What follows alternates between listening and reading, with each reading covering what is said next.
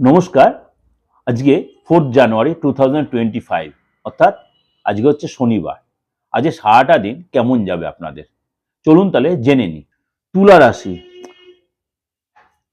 তুলা রাশি আজকে অন্যের জিনিসের প্রতি বেশি ইন্টারেস্টেড দেখাবেন না, যে কোনো জিনিসের প্রতি, এবং সংসারে কোনো ব্যবহারে কারোর ব্যবহার আজকে মানসিক কষ্ট পেতে পারেন।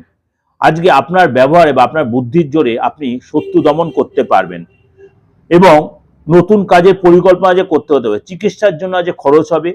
আজকে কারোর প্রেমে আপনি পড়তে পারেন বা আজকে পুরনো প্রেমটা নষ্ট হতে পারে।